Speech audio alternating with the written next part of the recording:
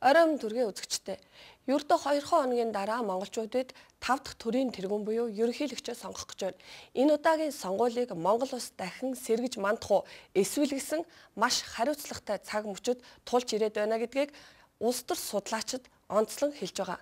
Монгол улсын 3 дахь ерөнхийлөгч Монгол Ардын хувьсгалт намын дарга Намрын их баяр ард түмэндээ хандаж байна. Сайн байцгаана уу? Эрхэм хүндэт сонгогчдоо. Монголчуудаа 6 сарын 26-ны өдөр та бид Монгол улсын төрийн тэргүүнээ сонгох түүхэн хариуцлагатай алхам хийх гэж байна. Энэ алхам зөв эсвэл буруу байхаас сонгогч танай гэр бүл өр хүүхдийн ойрын ирээдүй цаашлбал Монгол улсын тусаар тогтнол хөгжил дэвшил шууд шалтгаална. Та таны ойр дотны хүмүүсийн хувь заяа дээшлэн босч тэгшэрх үү? Эсвэл одооны байгаагаараа юу ч өөрчлөгдөхгүй үргэлжилж задран дороотох уу гэдг нь шууд шалтгаална. Өнөөдөр Монгол улс Монголын ард түмэн Монгол гэр бүл тулгамдсан асуудал олон байна. Ажилгүйдэл, ядуурл, өрш, офшор, авилга, хэл хагуул, шудраг бус явдал. Би монголчуудаа тэднээс өмөрч байна.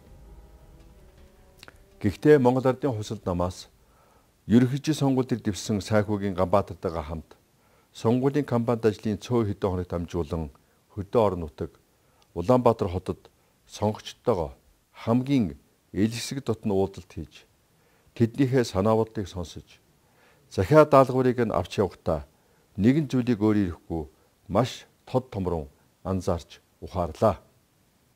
Сонгогчд маань үнэхээр манангийн алгаархуудад хууртаад хаширсан байна. Тэд одоо бид хуурдахгүй гэж байна. Манан биш харин Монгол Ардын хувьсгалт нам үйлдвэрчин гэсэн шин зүв гарч байна.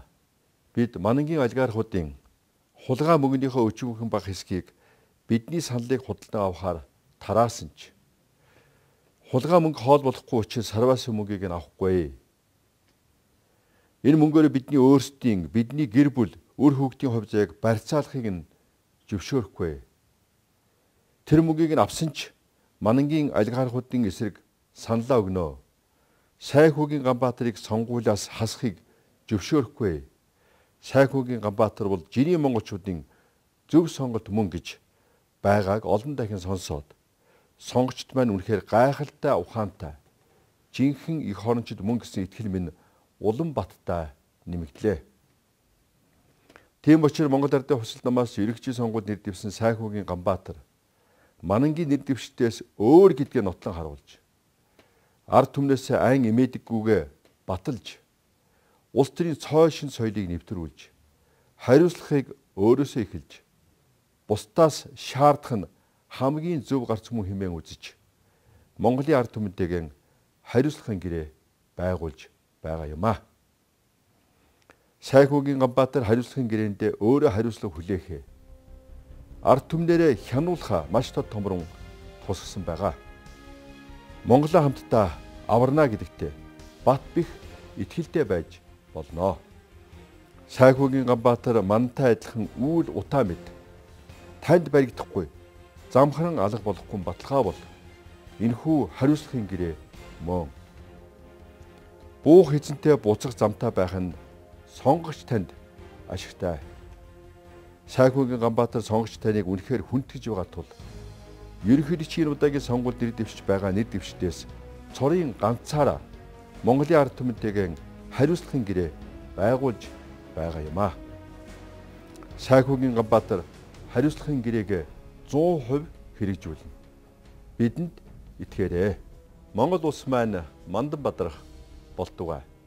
Монголын ард түмэн бүгдээрээ хамтаараа алж жаргалтай байх болтугай.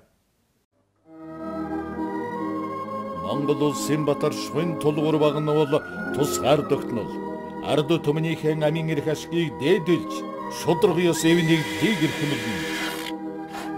Монголд өглөөний нар мандлаа. Сайхүүгийн Ганбаатарын төлөө саналаа өгцгөөе.